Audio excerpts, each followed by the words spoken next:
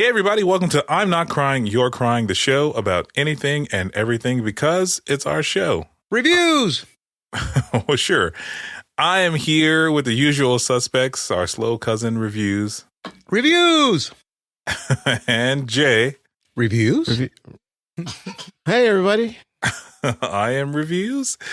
And I'm Sean. And this Reviews is our theme music.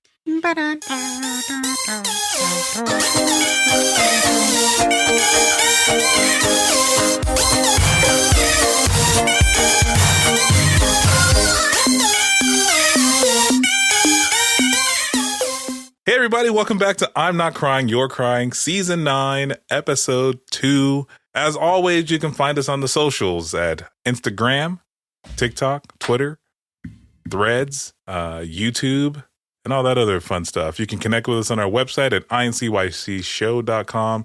You can email us at INCYCSHOW@gmail.com. And you can leave us a voicemail. The link is always at the bottom of the show notes. And, well, gentlemen, believe it or not, we have a sponsor for this episode. We have a sponsor. You believe that? Say what? I know. Have they asked us to sponsor us and actually listen to our show, or you know what's funny is that they actually reached out to us, and I this wasn't you like peddling to people of please sponsor us, sir. May I have another? No. I know. I was actually going through our emails to see if we got anything from anybody, and I almost wrote them off as spam. And then I opened it just to kind of figure out, and the person on the other end was super nice via email, of course, and was like, "Hey, I really like you guys' show, like your chemistry, and I really want you guys to try this stuff." And so the stuff you gave me to try wasn't something that you did in your like attic or basement. This is a legit product that you had to try. It's with the company called Magic Mind. Magicmind.co is where you can find them online. But so ultimately the short version of their story is that they're a company of a guy who just was addicted to coffee. He was addicted to coffee. And Juan, I know you drink a lot of coffee. I drink tons of coffee. Jay, I got my coffee addiction from you. You were basically opening the code going, "Hey, you want this baggie of coffee beans? Yeah. First one's free." Yeah. And Jay, the last time I spoke to you, you were trying to go drink less coffee. So, yes. Yeah. So, but I've started drinking more coffee again. Oh, well, why? So, but anyway, so yeah, I found these guys and I was like, well, sure, there's nothing to lose here. So I reached out to them, after they had emailed me back, and, they had kind of explained to me their product and what it does. And ultimately Magic Mind, it does a couple different things. So, for me, at least, like I told you, I'm an avid coffee drinker. I drink tons and tons of coffee. And Magic Mind is supposed to help you help carry out your prolonged caffeine intake. So you don't have to drink as much coffee to stay as energetic when you don't have the crash, which is something that I experienced for me after taking it for a couple days. And it's supposed to also help you focus. So Juan, I don't know, did it help you focus or enter a flow state? Wait a minute. I need to ask this. The not crashing was Magic Mind, or was it the fact that people like you and I are so used to caffeine and it doesn't really do shit to us anymore? It's funny. So one of the ingredients in here is matcha, and matcha is supposed to naturally extends the release of caffeine. So it takes longer to release the same amount of caffeine in your system. So instead of like dropping off at like 3:00 and needing like a whole nother venti size, whatever, right? You're supposed to be able to kind of carry that throughout the rest of the day. Has some other stuff in here I've never heard of, but like, I don't know. Are you guys ingredient like people? Are you guys like, I need to know every ingredient that's going into my body? Or you're like, whatever, just. Nah, man, as long as it doesn't kill me and it's, I guess FDA approved, what doesn't really mean shit to me, I drink it. Yeah, dude. I'll put anything in my body. Oh, believe me, I know. I'm not a label hound either.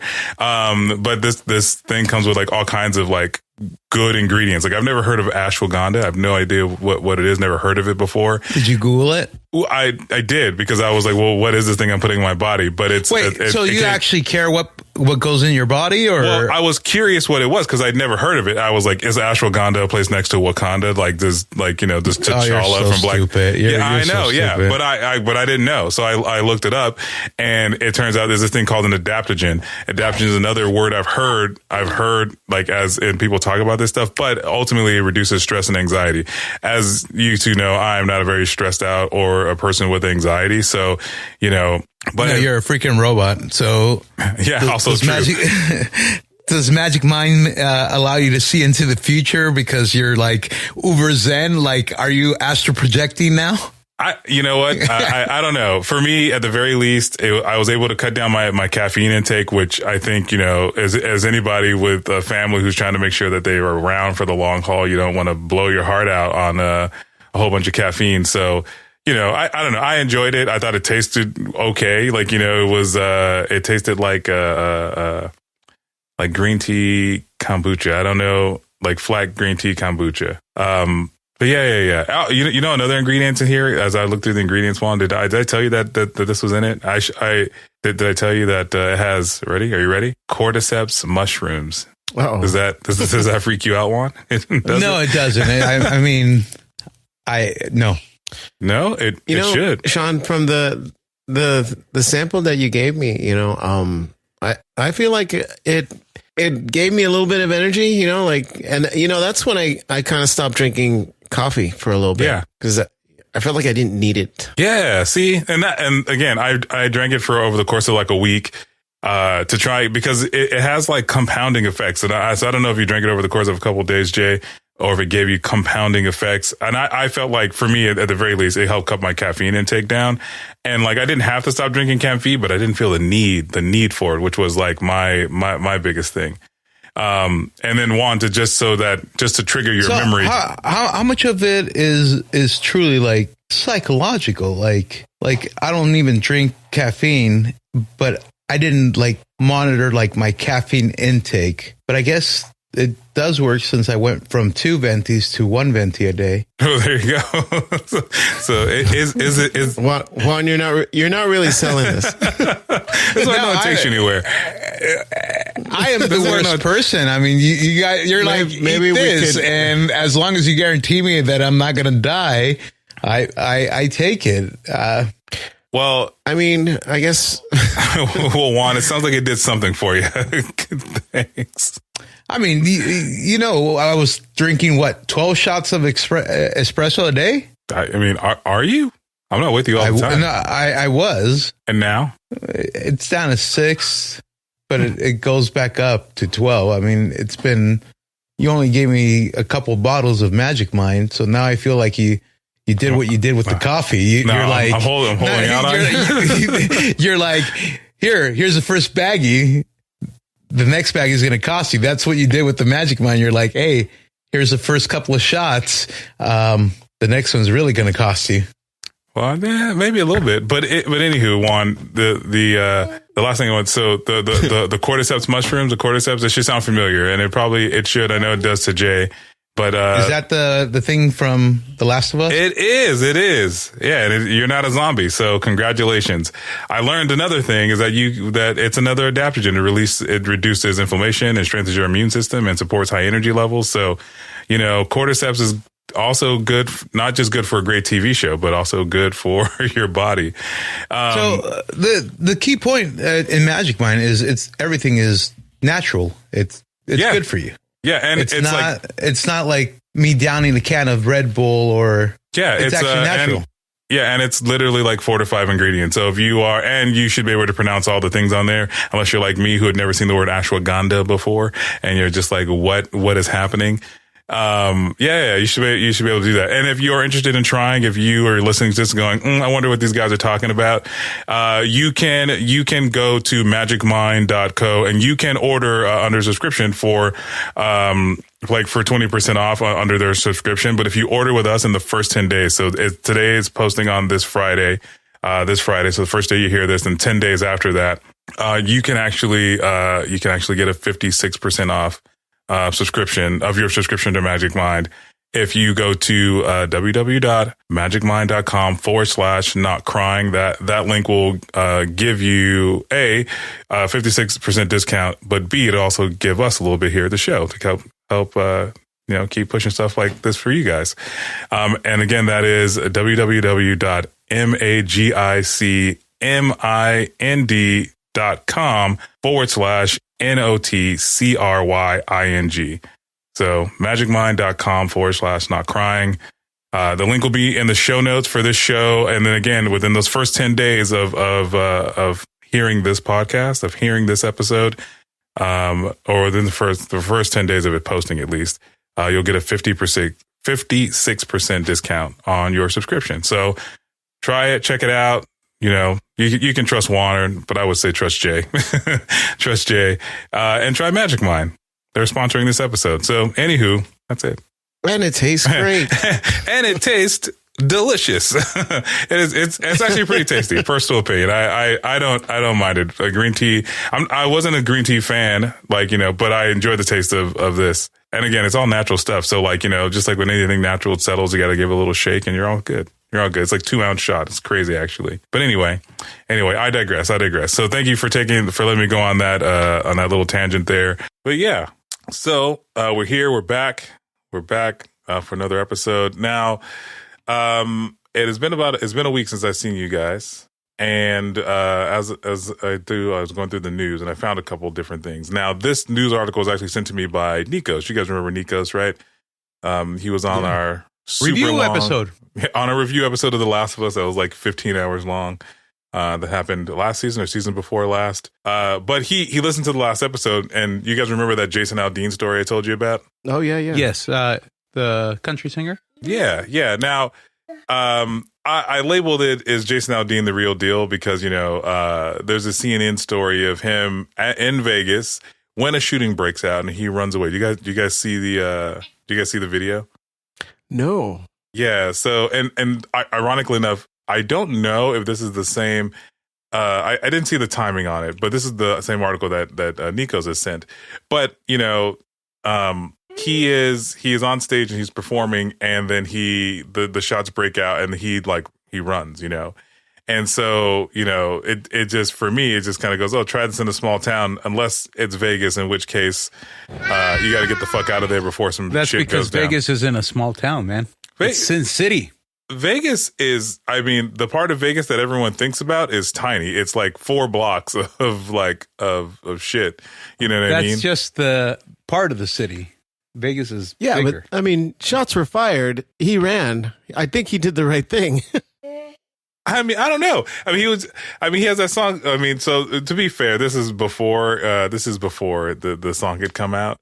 So that's part of it. But I just mean maybe he grew some balls after that. That shooting. Maybe that's what inspired the song.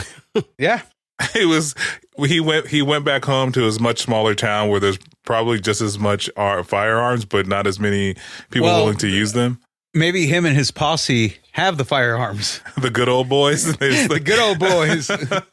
Yeah. But I just thought Nico sent it to me. I thought it was ironic, so I wanted to share it with you guys. But yeah, I don't know. I don't know Jason Aldean, and I honestly, I don't know if this is the same.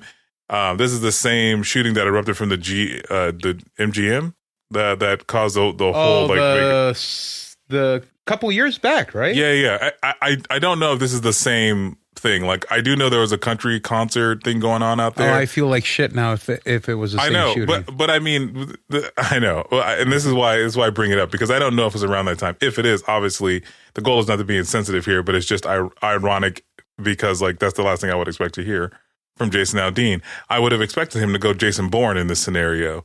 You know what I mean? No, Chuck Norris. Chuck Norris. Yeah, he's more country than Jason Bourne. What? How? Well, because he was a Texas Ranger. Yeah, exactly. That doesn't make him country. Yeah, that just makes him. Yeah, I just meant Jason Bourne because I expected him to go get all tactical and try to hunt the guy down and to take out the bad guy. Not without his posse, man. I think he did what I expected him to do. Yeah. And again, like, I mean, I think in that scenario, in any scenario where there is like mass gunfire like that, obviously, yeah, you expect people to run and duck and hide for cover. And obviously it's the right thing to do. I just think, again, we run this story. We talked about the story of him. They bring it out in a small town. Here he is in Vegas, Las Vegas, on the strip performing, and, something that he could have possibly, been a hero, the hero, whatever complex. He runs away. No, I mean, Forrest Gump ran away in the middle of war, and he went back and saved his friends. So, but he ran at first. So, running is the right thing to do. And in this scenario, I think so. I just think, Jason Aldean being the small town guy, I don't know, man. Maybe I expect a little bit more. But anywho,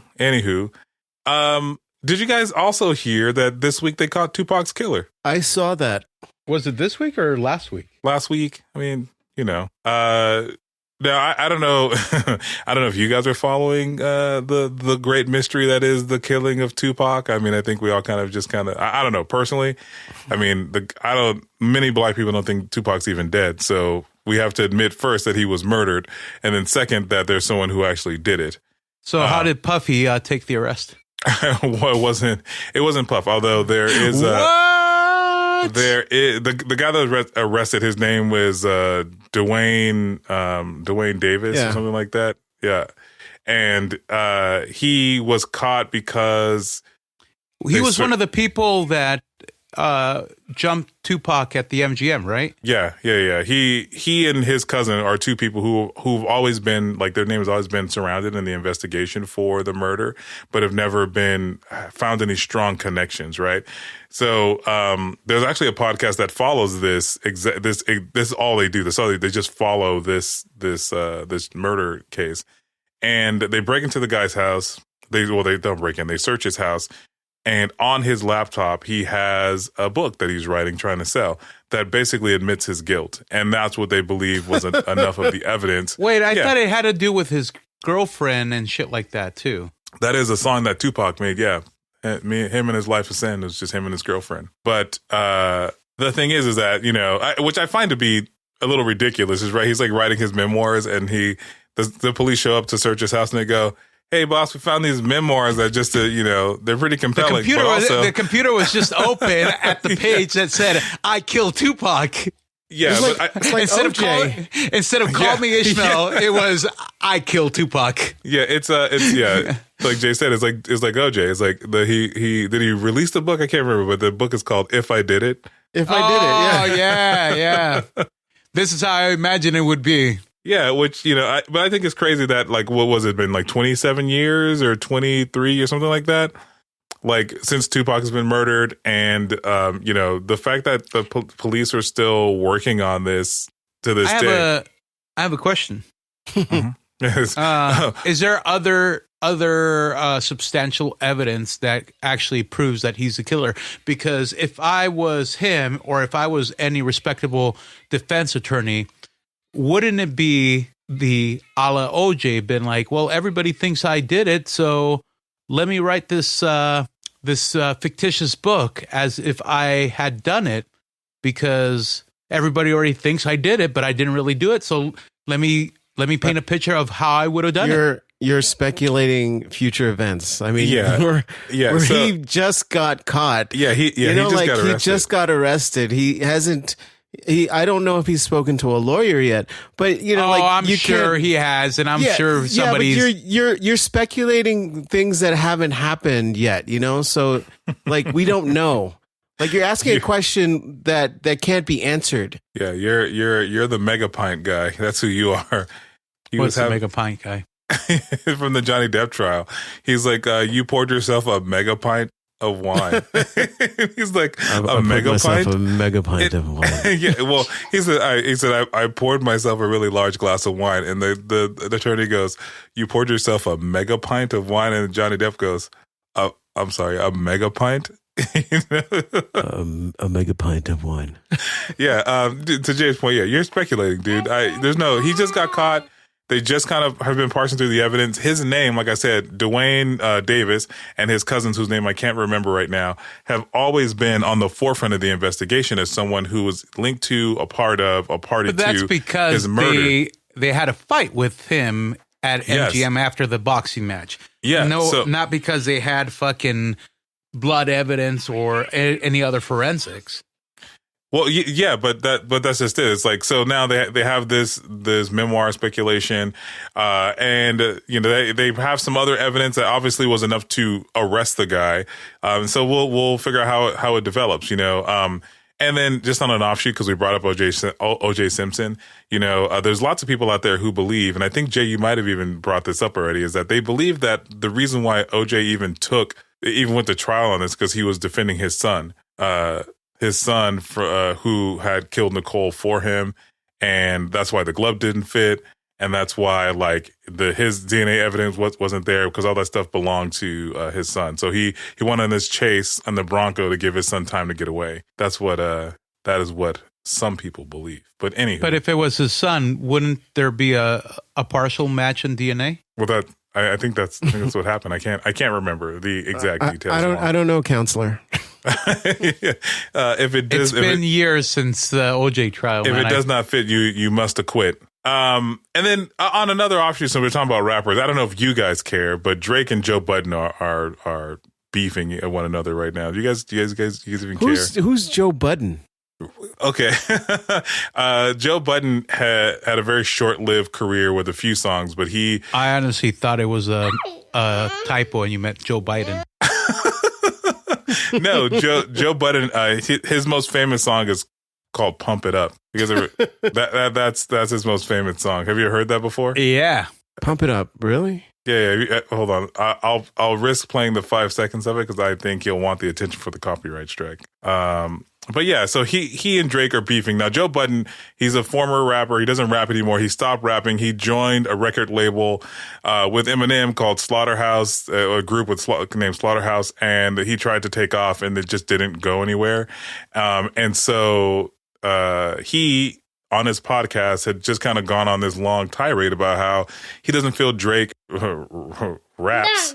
He doesn't feel like Drake raps like an adult. He feels like his rap style and the things he raps about are for children, or for the younger crowd. And he was just kind of expressing that. And then Drake wrote this very lengthy Instagram article, where he was just kind of calling Joe Budden a loser. And he's like, the reason why he has a podcast is because he could never do what I'm doing. And he's just upset about that. And he's, he basically went on his tirade and kind of ripped him apart. So obviously the rap community is either siding with Drake or siding with Joe Budden. I don't think many people are siding with Joe Budden, if I'm being honest. Either way, the whole point is that Joe Budden is Joe Budden. He hasn't necessarily replied to Drake, and not that he should, because he's it's not that he should, because in all honesty, I don't. And he said what he said. It was his opinion, and it's a new rap feud if he fucking replies. Yeah, but I don't think anybody would care though. Yeah, let's not until the feud songs start flying, like Machine Gun Kelly and Eminem. That's the next feud. But Joe Budden doesn't rap anymore. Yeah, until now. No, he's not. He's not gonna. Hold on. Let me see if you guys can you guys hear this now. That is not the song I thought it was gonna be. Yeah, I mean, I heard it, but I don't recognize it. That's okay. I thought it was a completely different song. Well, that is the song that's probably his most famous song, if anyone knows him. He did some other collaborations with some other artists like Neo and Marcus Houston and stuff like that, like in the early 2000s, mid 2000s. But again, this video even here, it's 13 years old. So his music career didn't take off to the same caliber of Drake. And so Drake is kind of just making a statement of that. And I'm sure in his next episode, he'll either address it or not address it. But I don't think there'll be a back and forth. There'll be a back and forth battle rap like Eminem and Machine Gun Kelly, because I don't think that in this scenario that Joe Budden getting into the studio, replying with a rap is going to do anything, because Drake doesn't need to reply. I think, if I had to choose a side here, I think Drake kind of went on a tirade on Instagram and that's it. And Machine Gun Kelly and Eminem, that was, Machine Gun Kelly trying to make a little bit off of somebody else's name based off some very arbitrary things that had happened. So I don't know if it's the same thing. But anywho, the last news story that I found before we get into today's topics is about John Mayer and Andy Cohen.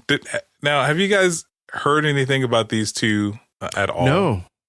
So the speculation is that John Mayer and Andy Cohen are dating.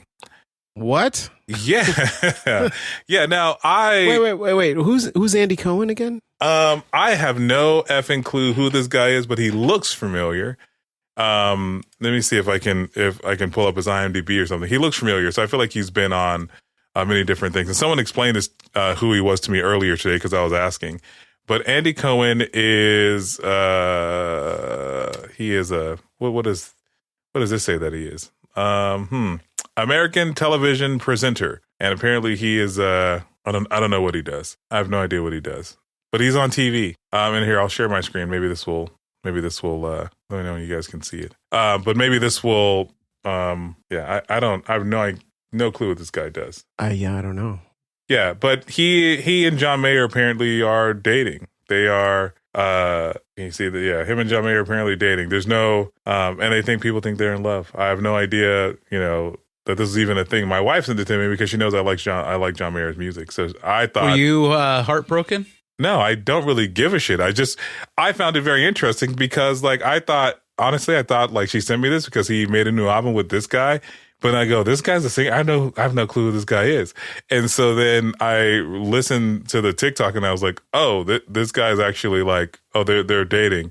And apparently Jessica Simpson, and all this is speculation based on their relationship he had with Jessica Simpson, where he had moved in immediately with Jessica Simpson and got in good with her parents when they started dating. And so John Mayer has, in his own pattern of thing, has gotten in good with Andy Cohen's mom, and he has moved in with Andy Cohen. So there's a photo, I think, in the TikTok that's in the show notes of them holding hands. So and I think he's wearing a rainbow shirt, just to kind of punctuate it. But anyway, it's John Mayer, who's a known Lothario, who's dated all these. What's Lothario? Someone who is fucking a lot of people. Oh. Yeah, like Taylor Swift and Jessica Simpson and I think Jessica Alba and a whole bunch of other people. Yeah, he's the same guy that called his dick a white supremacist. I don't know if you remember that. So anyway, but yeah, there's this thing going on with Andy Cohen, which I had no clue was a thing until my wife sent it to me because TikTok. See, this is him with his mom, with Andy Cohen's mom. That's cool, I guess. Yeah, sure. Sure. Yeah, I don't know. It's just a crazy thing in the internet. So, whatever. The crazy. It's funny. Maybe 15, 20 years ago, it'd have been headline news. Guess who's gay? Yeah, well, it's him now. Yeah, it's it's just, if anything, it's just more surprising for me because I was just like, oh, he didn't have a new album out, because I honestly thought he had a new album coming out, but I was wrong, and a little disappointed because I enjoy John Mayer's albums. Oh, now when you listen to Bodies of Wonderland, it's different content. No, not really. It's just funny. Again, as my wife, I said, I don't know why sure you sent me this. I don't know if you wanted me to be upset or to it's she's look at your hero now. Yeah, it's well, is it coming out a new album? Well, you know what it is. What's gonna happen? He's gonna Taylor Swift this, is that they're gonna break up and he's gonna make a whole new album. Because if you're following John Mayer, he goes through all these phases. He went through this country phase, in the last two albums. He went through this artsy fartsy phase in the last one. I think you're the only one that follows John Mayer from us. Just so you know. So this one is going to have, I don't know, 808 and Heartbreaks vibes on the next one. Sean, you're black, right? Am I? Hold on. That explains the police. Oh, come on, dude. But anyway, that was this week's news. Juan, do you have any other news you want to talk about this week? Is that not this episode? Next episode. Okay. Jay, how about you? No. Well, but anyway. So, this week I wanted to talk about. So I don't know if you guys are keeping up with the Star Wars canon and Star Wars universe. But there's so much happening, man. It's hard to keep up with everything. I was just happy with life with just the fucking movies and the looking forward to the prequels, and once they fucked up the prequels, looking forward to the sequels. But I never followed the fucking cartoons, even though there's so much fucking canon. I never followed The Mandalorian as hardcore as some people, and now that Ahsoka's out, I'm like, fuck, I am so out of the loop. What kind of fucking fan am I? I mean, there was all this canon that existed along, before. Yeah. When the first 3 movies came out, there was all this fan fiction. Yeah. And it's just now that it's becoming mainstream media. Well, even before the sequels and the prequels came out, you had the comics, fucking Dark Empire.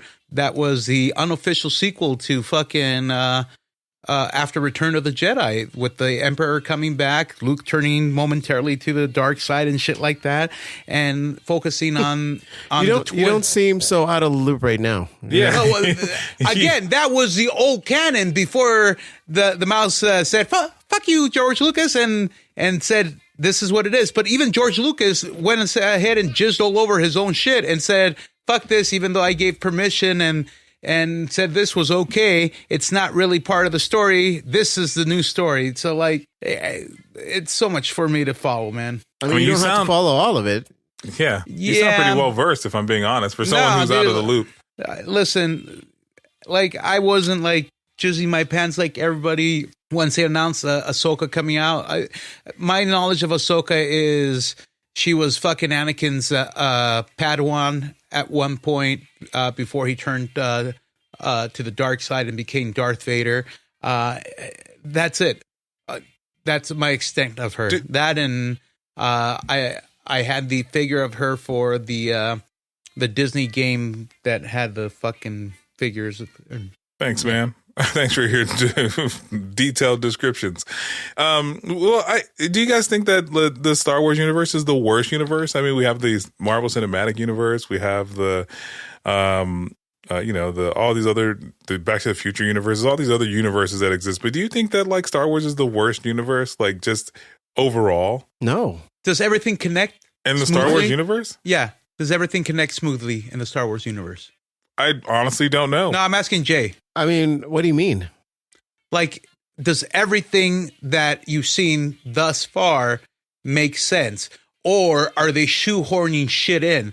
For example, with Marvel, it seems like everything seems to connect at some point before they said, fuck you guys. But at some point, Feige had like this master fucking plan and everything connected. I don't think Star Wars does everything connect, or are they shoehorning shit in and going, it now connects and live with it? Like, well, I've read fucking articles that Ahsoka, they're like, Ahsoka is finally making the repairs to the storyline that were missing, or explains major gaps in the storyline. I don't want to go down that clickbait and see what those gaps are, but does it make sense? I mean, they're making content. They're making content. I mean, all the, like, Dave Filoni, he created The Mandalorian with Jon Favreau, and he also created Rebels and the Clone Wars cartoon, and like he created a lot of the stories that connected the Clone Wars. In between the Clone Wars and Revenge of the Sith, he filled in a lot of the gaps. You know, Rebels was a nice story about a group of, you know, misfits that connected Ahsoka to this timeline after the Empire was defeated after Return of the Jedi. So there's a lot of that story that's being filled. The Mandalorian's a nice little side story to the time after Return of the Jedi, and then there's the sequels, you know. So there's this whole timeline that goes from the prequels to the main three stories to the sequels, you know. So there's going to be so many gaps. There's so many movies that they made, so many Star Wars movies that they made. Like Solo is just kind of a side story. It's just a side adventure for Han Solo. It's nothing that connects him with, Luke, Leia, and Chewbacca. No, but they connected Darth Vader. Now, at some point, I know in the comics, Darth Vader does survive, and I know in Rebels or one of them, he does survive. But does he become like this badass syndicate fucking evil leader? And does he really does Solo really interact with him? In what? In the storyline that you know of Darth Maul. Darth Maul or Darth Vader? I said Darth Vader. I meant Darth Maul. Sorry. I mean, Darth Maul makes a short cameo. They just kind of tease something that they might want to. Well, he was supposed to come back in the sequels, but the movie did so bad that they canned the sequels. Now there's rumors that now that the fucking universe is doing so well, they're rethinking of restarting the Solo series. Well, I mean, they brought Darth Maul back, I think, in either Clone Wars or Rebels. So they explained what happened to him after he got cut in half. There's this whole like 2 episodes of the Clone Wars cartoon that it's really interesting. It made me. So I guess let me ask you guys, because Jay, it sounds like you really have a lot of passion around like the sub content, but are you guys like original trilogy, prequels, or sequel folks?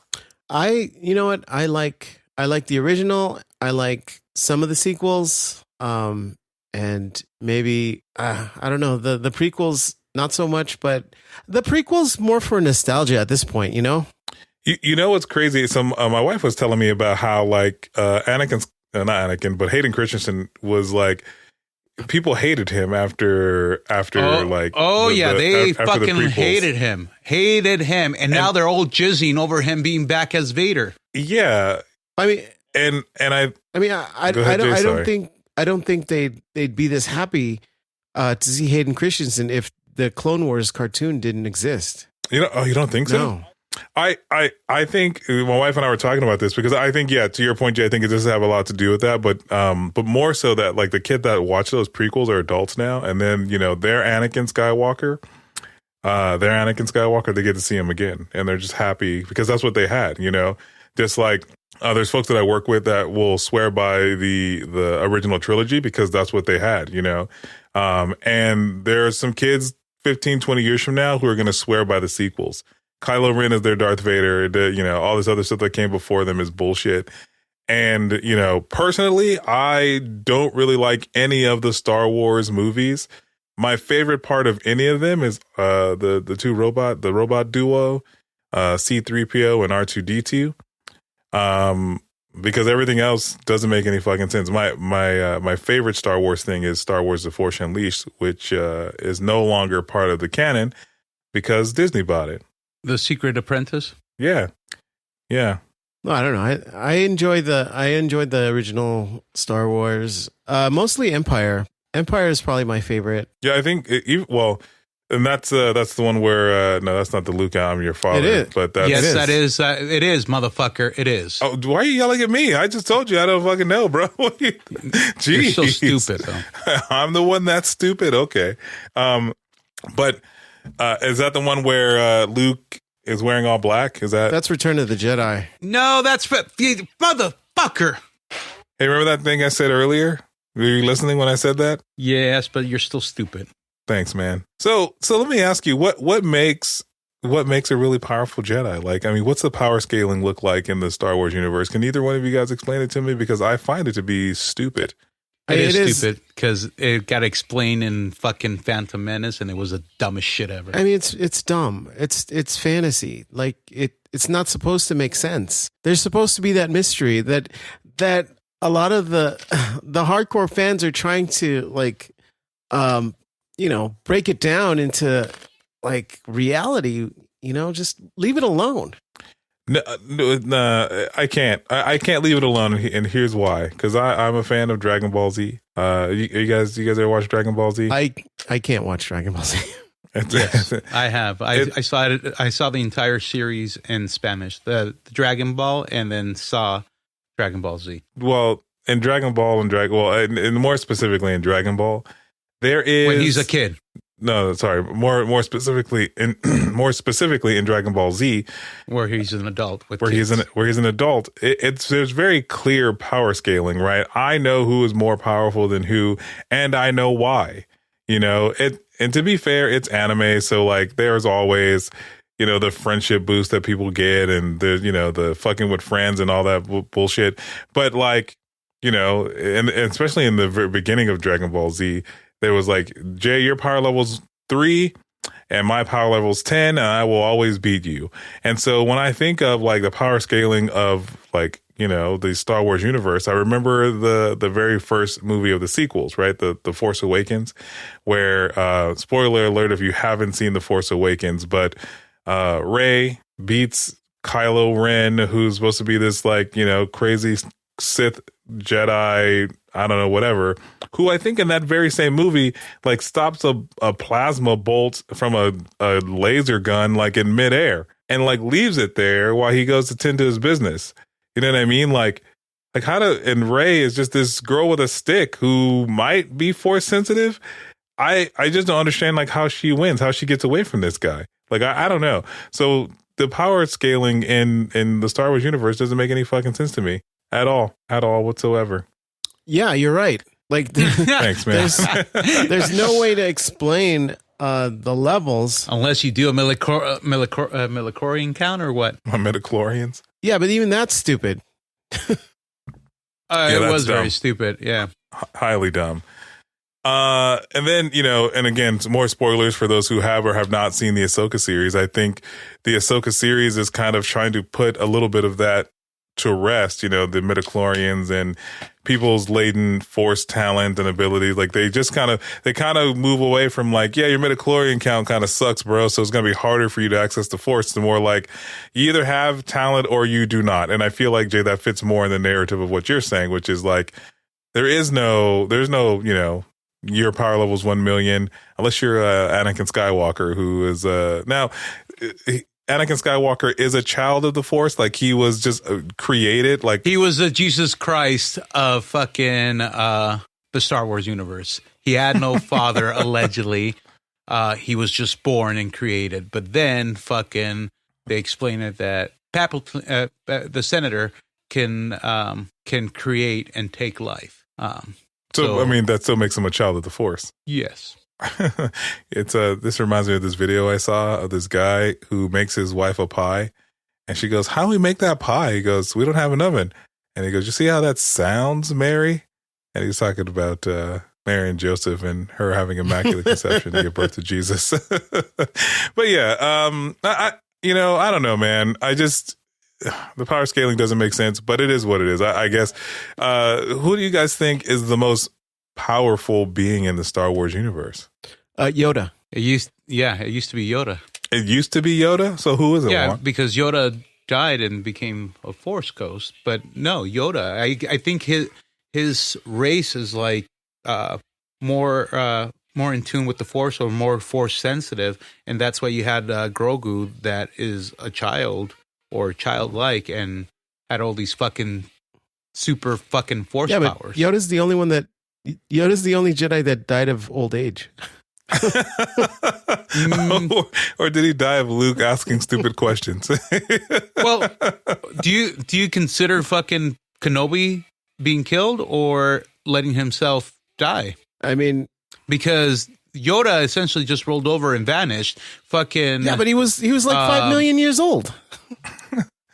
He was the oldest fucking. But was that because he was Force sensitive or because his fucking species is prone to live? Do you think fucking years? That Yoda's like, I'm gonna just take a nap real quick and then like died and woke up as a Force ghost on accident? Yeah, No. He knew. He was like, he knew. But the thing is, then they try to explain like the Force ghost as well in the prequels. Like before, by what was it? Empire Strikes Back. They just brought back Kenobi as a fucking ghost, and they didn't really have an explanation. They just thought, hey, this is cool because it's the Force, so fuck you guys. And then the prequels are like, Master Qui-Gon has been has returned as a ghost and has learned how to master this, and it's going to teach you guys. So, well, I mean, that's a whole other thing. So, like Yoda or Qui-Gon Jinn, right? Because I think, if I'm understanding correctly, Qui-Gon and Yoda are basically like the strongest Force users that you come across. No, Qui-Gon was not one of the strongest ones. Yeah, Jay? but he was the first Force ghost according to your beloved canon.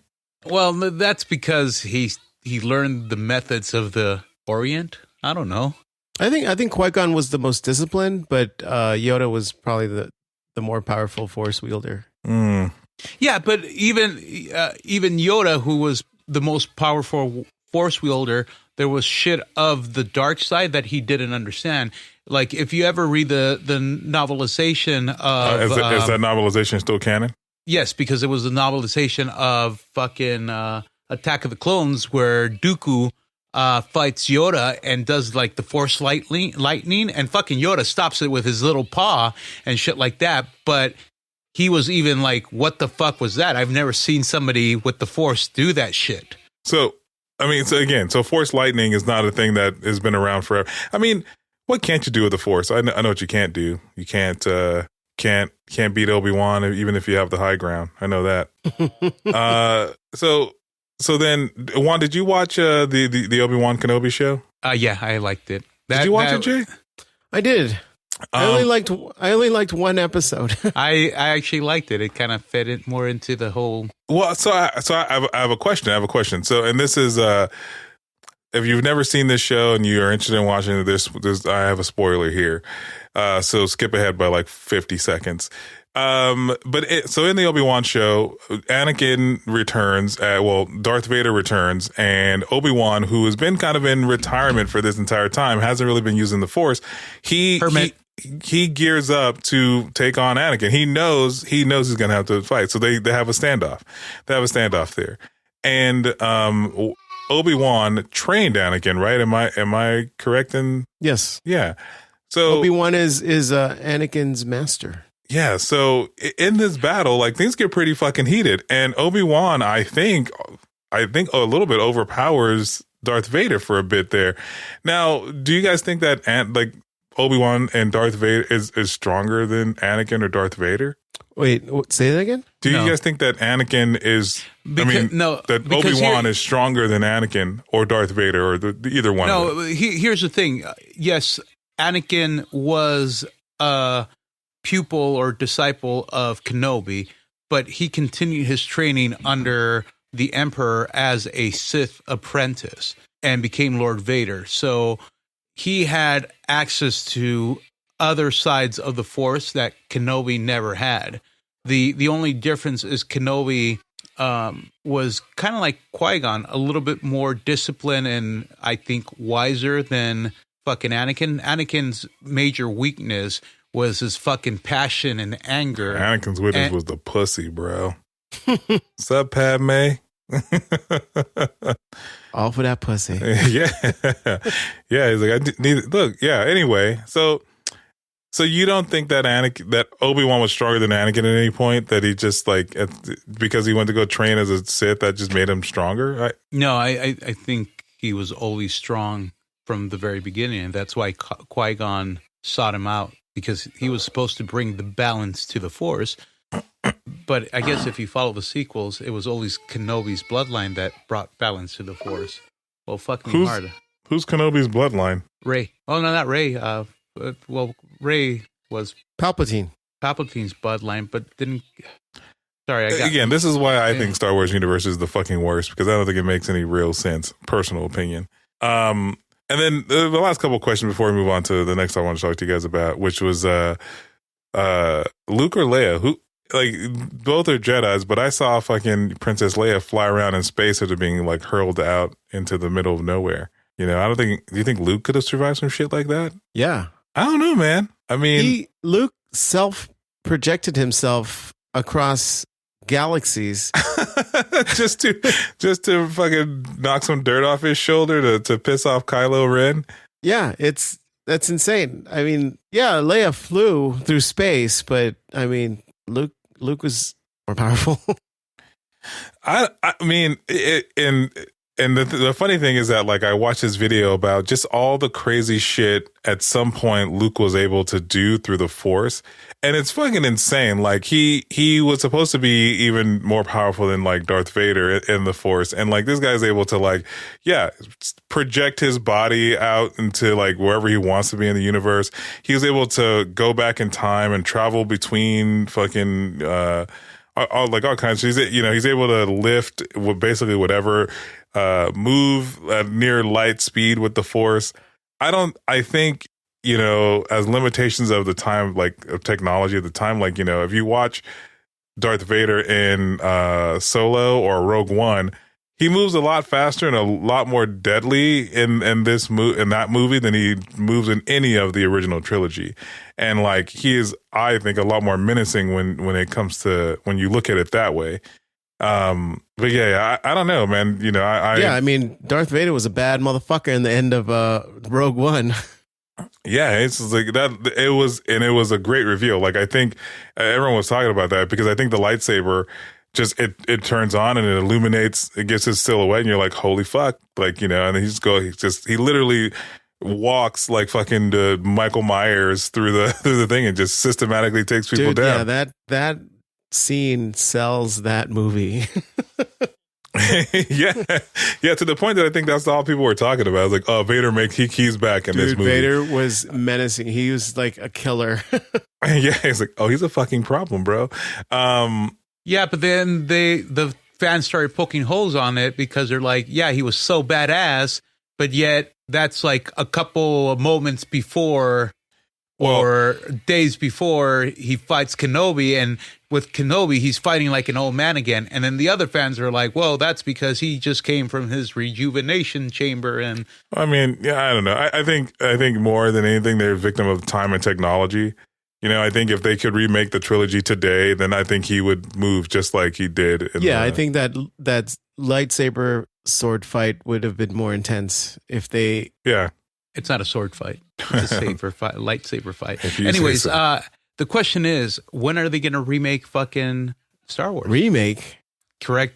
Yeah, remake it. It's untouchable. Restart it. Fucking Potter is already getting a fucking remake. I don't think that Harry Potter reached the same heights. I think it's popular. I absolutely think it's popular, but I don't think it reached the same heights as Star Wars. Yeah. Star Wars has at least 45 years on, or a good 30 years of history on. Do you really want to tell me that somebody in Disney isn't like going, let's fucking remake it? I'm sure they are, and I'm sure they are, but I'm sure I'm sure that plan exists. I'm sure it's sitting on some executive's desk right now. The Star Wars reboot plan. It's when the original generation dies off. Now that fucking fan base is dead, let's reboot it. You have to remember that they paid $4 or $5 billion, $6 billion for all that shit just to throw away 90% of it.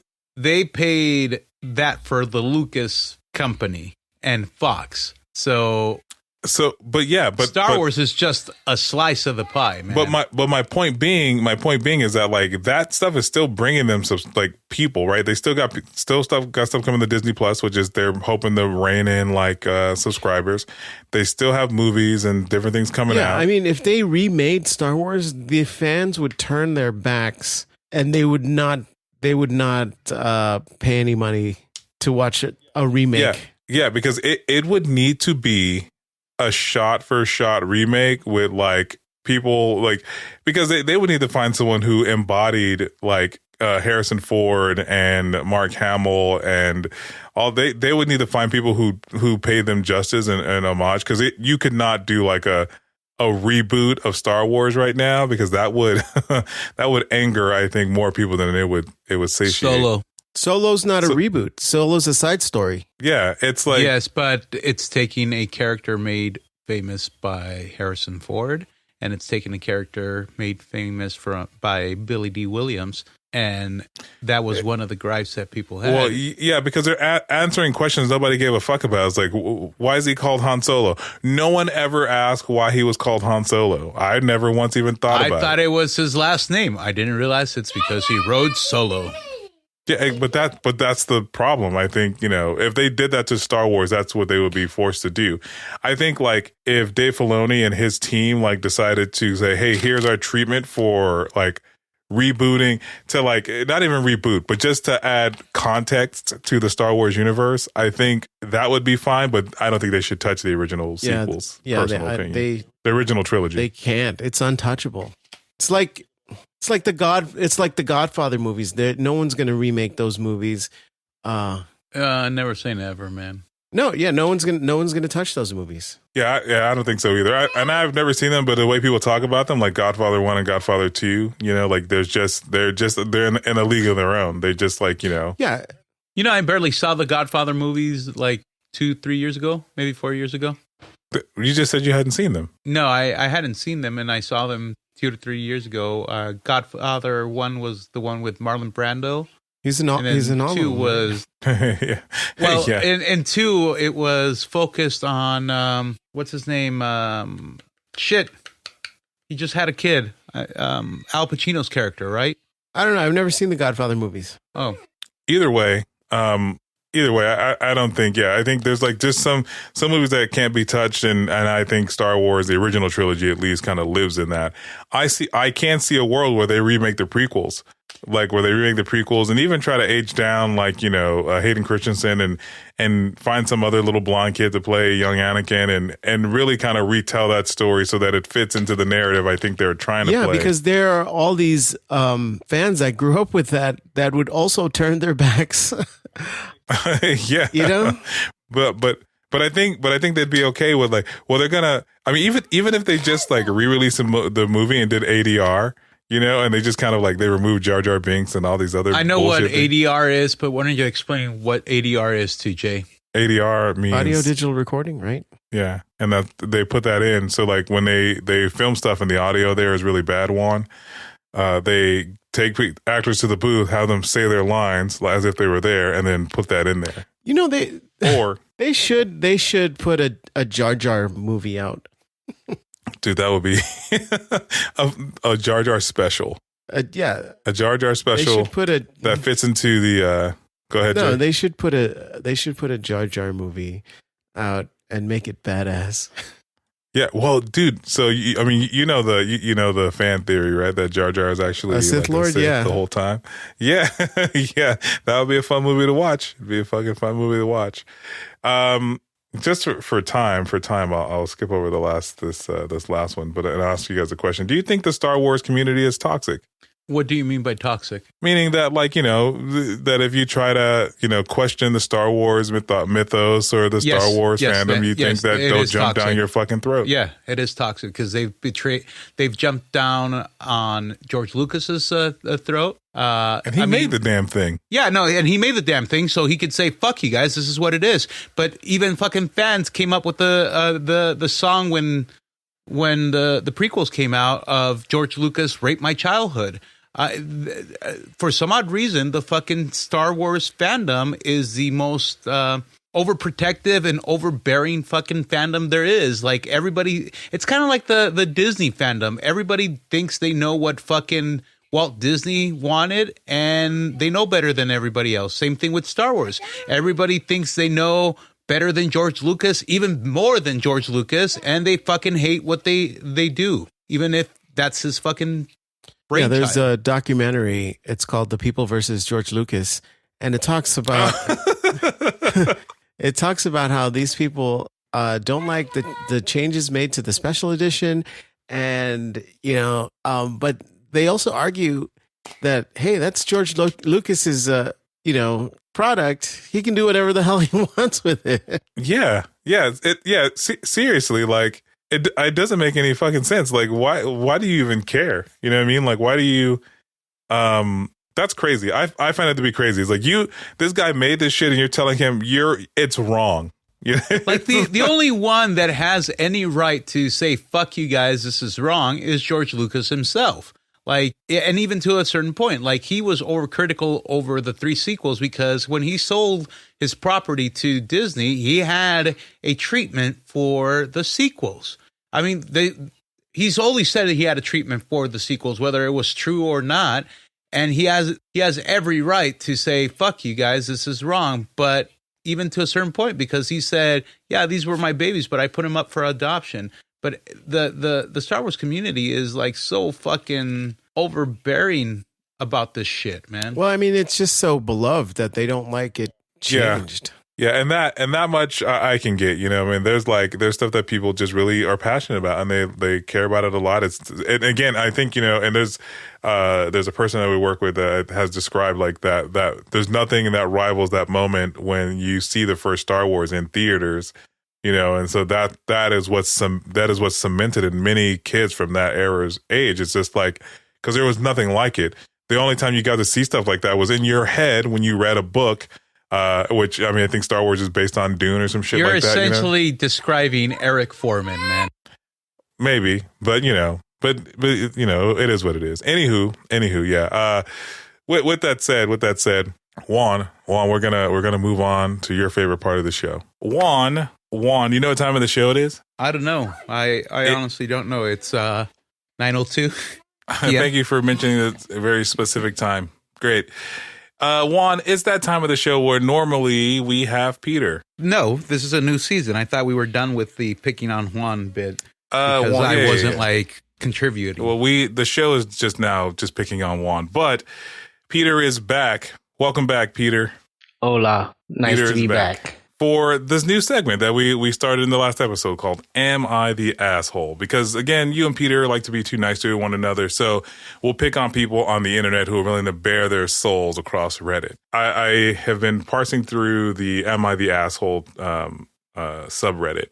So if you haven't gone, there's lots of fun little stories out there. And the first one that I found actually got taken off because I think the person was there getting a little picked apart in the comments. It was about something very petty. About their gender reveal party and their in-laws. But I just found another one. And I think this one's a pretty apt for like 3 out of 4 married men on the podcast and one single guy. Right. So here it is. Is this guy the asshole? His wife accidentally texted him instead of her coworker at 1 a.m. And he was pissed, and he wants to know if he was wrong. He woke up at 6 a.m. to see that his wife had texted him something that didn't make sense. Nothing dramatic or sexual, but it included a blush emoji. As I think it's clearly to a coworker at 1 a.m. After asking his wife in the morning if it was a coworker, she confirmed that she was on her laptop in bed and she was working. She saw that her coworker was online and wanted to discuss a meeting they had later that day. And so the husband asked, well, why don't you just ask him later, like on Teams or whatever you guys chat on instead? But she said because he had logged off once he had logged on, like before she could text him there. So, the guy that she is texting is a single male. And the guy thinks that if he had been a female or like if he had been married or just a female, then it would have been fine. But this guy's single and he wants to know if the world feels it's appropriate for her to text this coworker at 1 a.m. with a blush emoji, because he's single, you know? Now, to be fair, he acted all jealous and all upset, and his wife said he was being a child. All this is made worse because I guess he tried to fuck his wife that night, but she was like, no, I'm not in the mood. I'm too tired. And then went to bed. So, gentlemen, do you think this guy is being an asshole for being upset that his wife was texting a coworker at 1 a.m.? So I'll start first on this one. What's crazy is I'm split because old me is really, really jealous.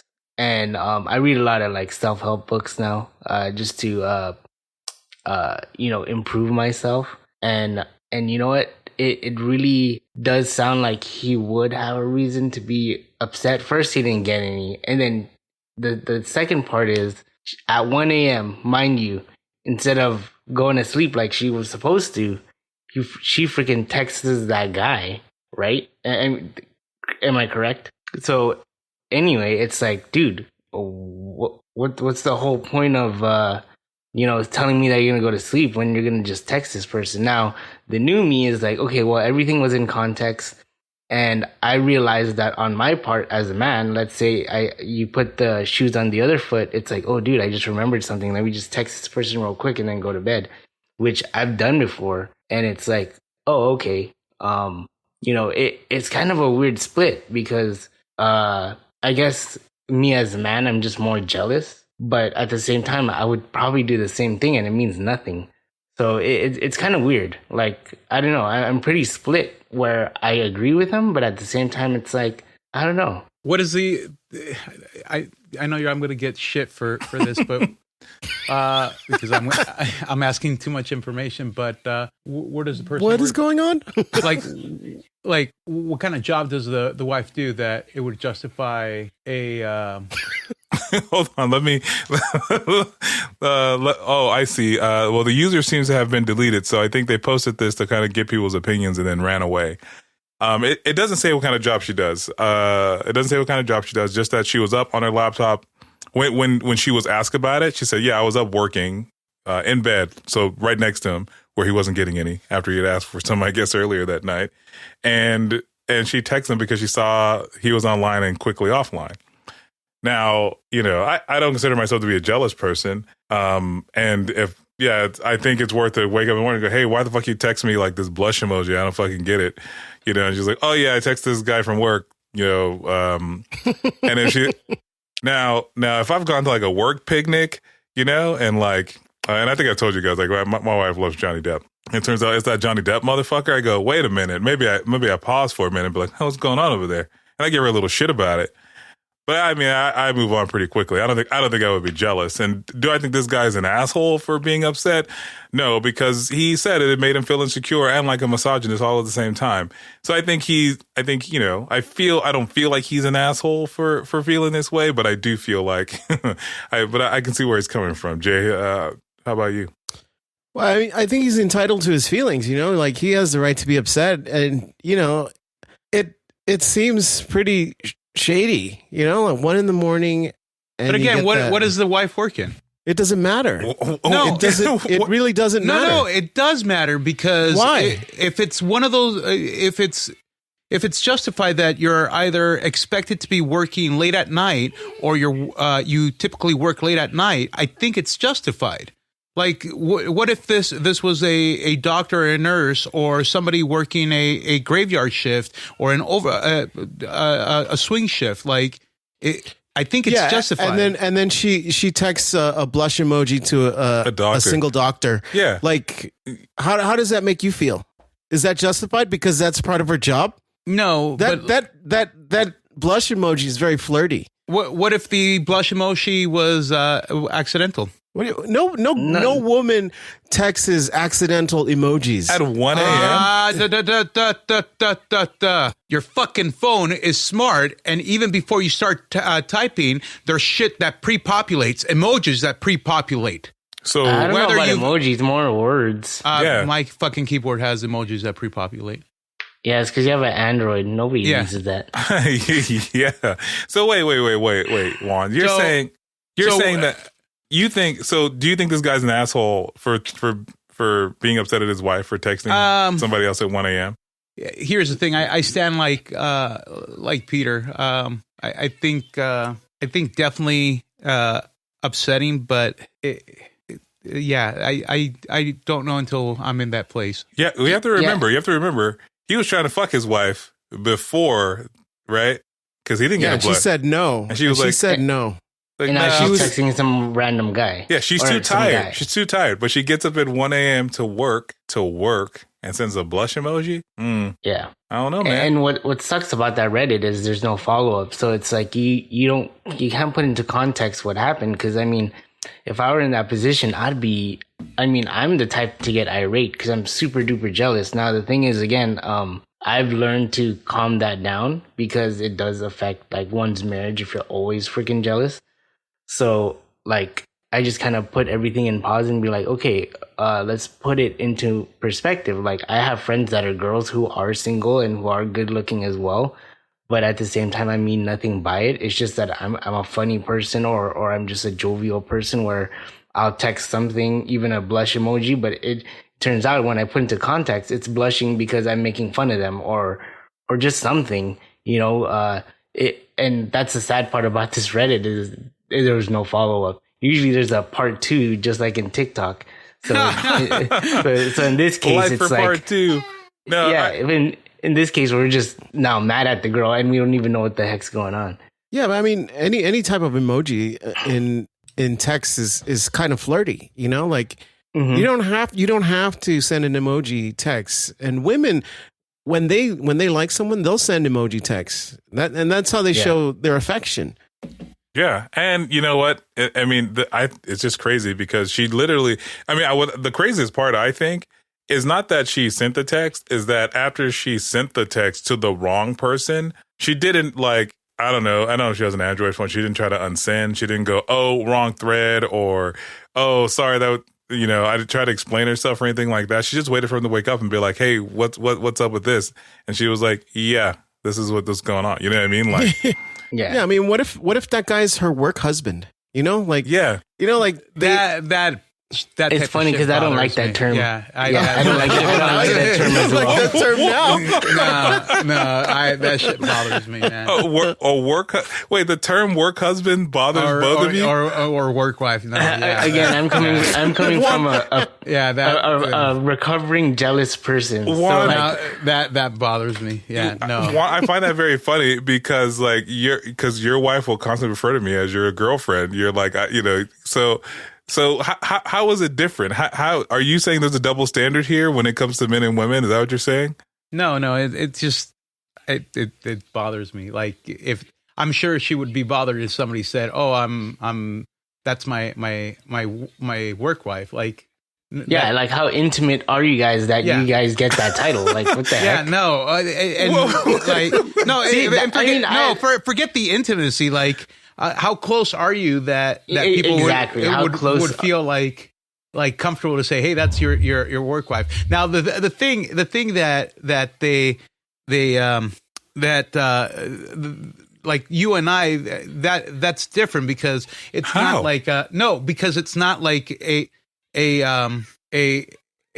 sexual thing. Now, if I was gay and if I was married to a guy and they were referring to you as my boyfriend, that would fall under the same exact category. Yeah, the same exact intimacy or closeness. Now, hold on.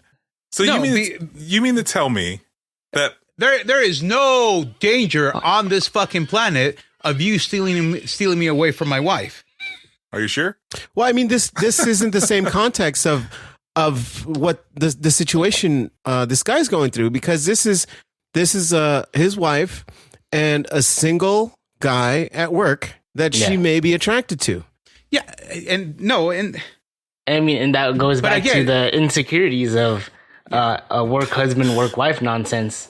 Whoa! So, I'm just surprised you guys have issues with the work wife and work husband. I'm just surprised that Peter and I agree on something like this. I find it crazy because I feel like the term for the most part is harmless. No. Because when someone says, like, when I imagine someone says, "Oh, this is your work wife, your work husband," I assume that's like your work best friend. You know what I mean? That's then say your work best friend. Yeah, but I know. How do you think your wife is going to feel if somebody says, "Hey, this is so and so"? That's Sean's work wife. Oh yeah, and she's like 27 and she's hot and whatever, and it's like, oh, that's Sean's work wife. Good on you, Sean. Good on you. Look at you. Or vice versa. No, motherfucker. Like vice versa. What if she was out in the workforce and somebody said, "Hey, that's my work husband," and in comes fucking Ryan Reynolds and his fucking 6'2", exactly. Yeah, dude. You know. It feels like your insecurities are speaking right now. So it's not. Hold on. I'm gonna agree with Jay that a lot of insecurities are talking. That's why a lot of the funny part about it is that's why I read a lot of like self-help stuff just to not be insecure, because like insecurity is like, you know, it rests with a lot of us males, which actually put us in, and reading these books, so saying like puts us in a feminine state of mind, where like when you are in a feminine state of mind, your wife ends up in the masculine role. Why does it have to be the feminine state of mind, man? it's We're back to crazy. disagreeing, 'Cause motherfucker. you're being a bitch right now. No, these are from psych books, all right? Big these are from pussy ass psych books. bitch. Like, and what happens is when you do put yourself in a feminine role, it puts your wife in a masculine role, which causes like you guys to kind of mentally separate emotionally. I don't know, but like, Yeah. you got to read the whole entire book to really get to that part. But it's just Which like, book is it? actually, it's Work- not work really a husbands and book. the It's like guys a they bunch of fuck. videos. No, here's the thing. Like Peter, I've been, I don't want to say reading because it's more about Audible for me, but I've been listening to a lot of self-help books and fucking biographies to try to like understand life and better myself because, and not just from a personal aspect, but from like the changing world, because I grew up in the fucking different era and I have to change if I want to be relevant and survive in today's world. And I don't know. I was kind of curious. So what you're saying is that the guy is not being an asshole for being upset. Yeah, you're saying. Well, again, coming from okay, I'm a traditionalist. I think everyone knows that, especially that I'm a conservative. But living in today's world, it can be completely traditional. So being the jealous guy and then expecting your wife to still stay, with you when you're constantly berating her on jealous stuff, you can't really do that because, it's not 1950s where do you stand on the fact that sometimes some partners want that jealousy and set you up for that jealousy because they want that jealousy from you? Well, you don't respond to that. That's how you deal with that. You don't respond to that because that's just a stupid game. Yeah, it is true. So women are constantly testing us consciously and subconsciously. So the funny thing about that is when they have a problem and they bring it up to you, your reaction is the test. So if you react poorly, you automatically fail. Again, that comes from funny ass self-help books, but you're constantly supposed to mentally think about it before you react and then actually discuss the situation instead of blow up or get crazy. I don't know. I'm going off on a funny tangent here, but it's just reading all this stuff. It's like I become less and less of a jealous person and just be more understanding because now I'm coming from a place where it's like, I'm not just thinking about my own emotions. It's like, what about the other person's emotions as well? So again, it goes back to the, am I the asshole? And I don't know which I'm leaning towards. So in this situation, would you have asked to see the rest of the conversation? No. Would you say, hey, I want to see the also other violates that also violates the other person's privacy. But here's the and thing. it also, if you were to trust your partner, why would you need to do it? Well, but you're already jealous, so you don't trust your partner, So right? I would say before, yes, but this time around, I would say I wouldn't ask to read it. I would just say, so what exactly was it about? Like I'd ask, and now if she doesn't say anything, there's a problem. I mean, I think we could all agree that there's a problem. But if she goes, oh yeah, I accidentally did this and I said that and whatever, then it becomes a regular conversation. It doesn't become a jealous thing. Okay, so Jay, you're saying, I'm sorry. I don't know. I mean, I wouldn't ask I wouldn't ask to see the conversation. I would just ask, hey, what's going on? Exactly. Okay, so all right. Let me ask you the last question before we move on, which is, so this you're at dinner, right? You guys sitting on the same side of the table, and you guys are sharing a plate, but the plate is closer to her. Okay, Mm-hmm. You reach over to grab a fry, or whatever it is you are going to share, and her phone is next to the fries. Now it looks like you might grab the phone, but you're actually reaching for a fry, like kind of inadvertently, and she grabs her phone super quick, right? Thinking you're gonna grab it. Do you find there to be an issue with that reaction? Yes.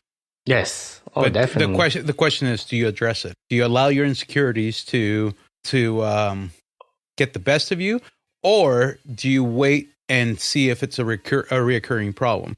Well, that's a straight red flag. I mean, the thing is, whenever I reach for my wife's phone, it's not. I'll even tell her what I'm grabbing. I'm like, hey, I'm grabbing your phone because I need to use a calculator. And she'll be cool about it. But if she reacted, or if I even reacted, I think she has the right, or I have the right to be like, let's put you in this scenario. It's her birthday. you just bought a surprise trip to Hawaii for her. And as a dumb fuck, you forgot to close out the browser or the Expedia page on your phone because the food came and you're like, oh, yummy. And then suddenly she goes, oh, I need to borrow the phone to do the tip. And you reacted, or you're like, shit, I don't want to ruin the surprise. Funny thing is, I always do the tip because I'm Asian. I didn't know. But let's say this is... Okay. Getting to this... Okay. So, yes, it's a red flag, but do you wait and say, hey, remember when I reacted? That's because I had just purchased this trip that we're currently on, and I didn't want to ruin the surprise. Or do you avoid the argument, or the possible argument, and spoil the surprise right now? Or if you were the other person, do you go, that's an odd behavior? Do I make an off-handed comment? I mean, or do I just answer. observe it? What is it? I mean, my thing is, because, again, I was a jealous person. I would just tell her what the surprise is right away, because we're going to go on the damn trip. I already paid for that thing.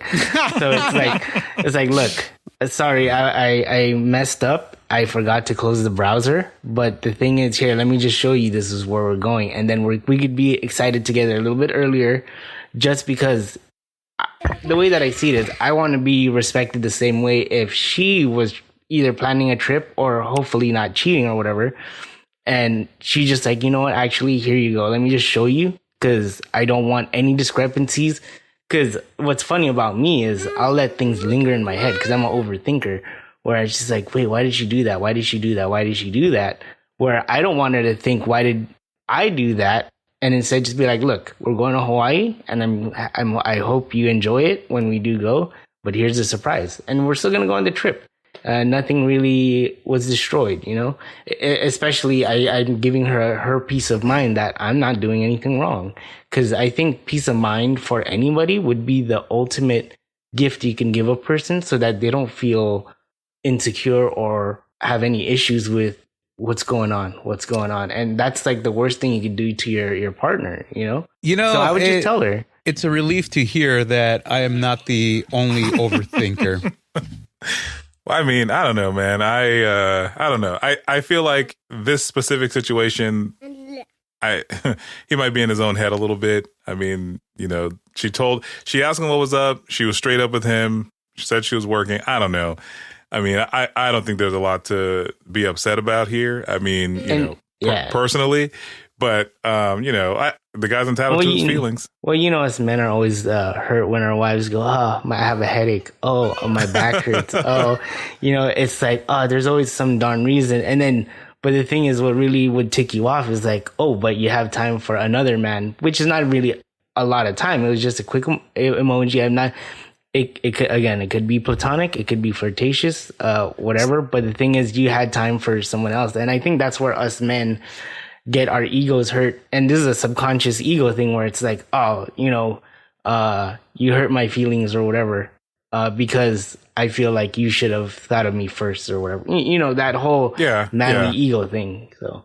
I don't know. I mean, you know, anyway, well, shit, man. Peter, thank you. Juan, hey, I'm glad you and Peter can finally agree on something on purpose this time. Right on. Yeah. Well, thank you for weighing in, Peter. It's time for us to go into the gauntlet and continue to fuck Juan up, or let Jay continue to drag his balls all over our face. Man, well, thank you. That is this segment of Am I the Asshole? I'll see if I can find another one to spark as much interest next week. Peter, thank you, man, and have a good night. On to your second part of your second favorite part of the show. Night, you know what that is? All right. The new Gauntlet, Jeopardy style. I actually like this, except for fuck you very much. It's all good, man. Until next time. Why? Wait, what? I said fuck you very much. I'm not going to explain myself. Oh, man.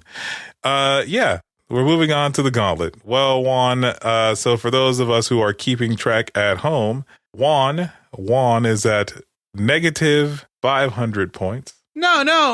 I thought we evened ourselves out, didn't we? Fuck you, dude. You and I even ourselves out. Oh, that's true. Okay. Well, Jay's at 100 points. I'm at 0. You're at 0. Yeah. So fix that shit in the bottom, man. I would, but then that would ruin it over here where you still have 0. Here, let's do this. Does that make you feel better? Yeah. No, but now Jay doesn't have any points. Fix it. No, Well, you're giving me. There's two separate boards. There's two separate boards. Because remember, how about that? No, fuck you, negative 2,000.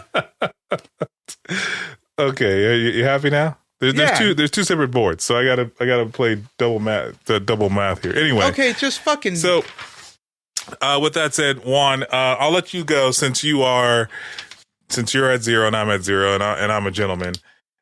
Season 1 and 2 for 400, Alex. Season 1. Okay, cool. You want season 1 and 2 for 400. Let's see what the question is this week. This theory describes the connectivity of a series of movies from a particular movie studio. The fuck? I know this. I Of know course you this. do. I give up. Just take it. This is, I believe, the Jeopardy fucking format, asshole. What is the Pixar theory? Thank you for the 400 points, Juan. Wait, why do you get to steal it? Why wasn't Jay able to fucking steal it? Because I was next. Okay. Because I was next. But So thank you is for that the your 400. question? What was that? Then that's just next. Go. No. It's my turn now. It's my turn. Yeah. Thank you for the 400 points, Juan. I appreciate that. You're welcome. All right. I'm going to go with season 5 for 100 points because I honestly don't remember what happened in Hey, season 5. before you continue, Jay, did you know the answer No, I to that didn't. one? Okay. What? All right. So, I'm going to go season 5. I'm going to go season 5 for 100 points just to be safe because now I'm on the board. What is the logarithm? Oh, fuck you very much. Why is it that every time you and fucking numbnuts pick something, it's to make fun of me? But when I pick something, it's fuck you. So, season 5 for 100, the question is, this segment was introduced so Juan could speak about any topic he wants. The answer is, what is a minute of Juan sense? Juan, do you want to see the answer or can I just give myself the points? What is a minute of Juan? It's correct. It's correct. I actually forgot about that segment. I thought it was the what grinds my gears. But What? then, No. But we never called it that. No, It we was did. It was a We- minute of nonsense. Yeah, you was don't it? you don't remember the music? The circus one, right? Yeah. Yeah, let's see if I still got it on here. I might have it on here. And now, for a minute of complete and utter nonsense. You've been warned. All right, Jay. That means it is your turn. Let's see here. Hold on. I give myself more points. I get 100 points. Look at me. This is beautiful. All right, Jay, it's on you. So you got, remember, there's 2 boards to choose from. There's all the way up to season 8 and reviews. And then there is, seasons 1, 2, 3, 4, 5, and 6 on the other page. I'll do reviews. All right, reviews for how much? I'll do reviews for 500. Hey, here's a guy. He's gonna fuck me over right now. All right, this rating scale used for this movie the rating. Shit, I can read. This rating scale used for this movie was Skull Crushers. Oh man. Fuck, I can't even think. I have a idea, but Juan, it's for you to steal. So if you can't get this, it's on you. I mean, what is Godzilla versus Kong? Is that? I don't know. Juan, you want to take a stab at it before I hit the answer? What? No. No, fuck you. You already gave an answer. I'll change my answer. Go ahead. What is Mortal Kombat? Yes, that is correct. Oh, violent. Oh, What shit. That I actually saw that movie. The correct answer is what is Violent Night. I don't remember us giving it that rate. I love that movie though. It was great. Yeah. Do they have a photo op at work? It's fucking dope. All right. Juan. So Jay doesn't earn any points. So no, Jay, you earn negative points for this one, right? No, I have he, negative 400. well, So- no. Oh, he didn't get it right. Yeah. Gets negative points for that. And then he's at negative 400 all together. Look at that. All right, Juan. So now it's on you again, man. This is your extra. You get your pity fucks for this Extra one for 500. I thought we already did the Yeah, extra we 500. we did, and I marked them on the paper. I marked them on my paper, but I didn't mark them on the thing. So you can choose any one except extras 500, and extras, what do you call it? Extra 2 and extra 1, 500. Extra 1, 400. What was the prize? What is the one chip challenge? And I'm going to go ahead and read the questions for the people who are listening to this show so they know what's going on. This was the prize for winning the first gauntlet. And Juan, you mind answering again? What is the one chip challenge? The answer is, what is the one chip challenge? Look at that, Juan. You're on the board. What is my score? Your score is 400 points because you're at 0. And then I think, wait, did I still? No, didn't I get, you took my points, but don't I still get the negative? Yeah, let's go with that. I should be at 0. Yeah, you're at 0 again. Look at you. I'm happy for you, Juan. I'm happy for you. All right.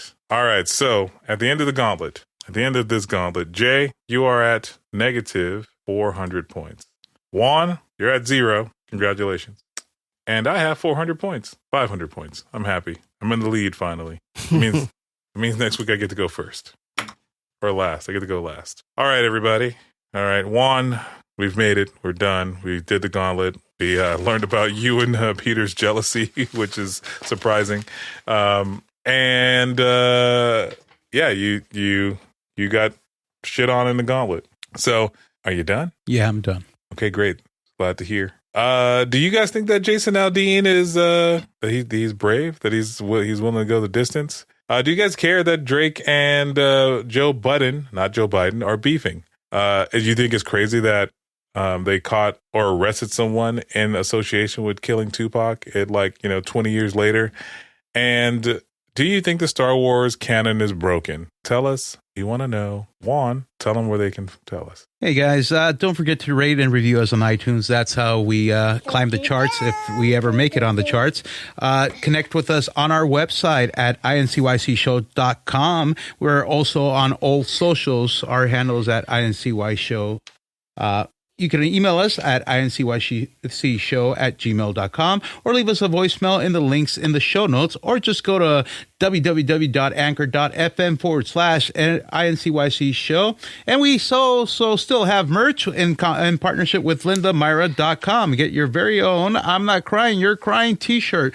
Again, just follow the link in the show notes for everything that we have on these episodes. That's it. Good night, everybody. Good night. Night.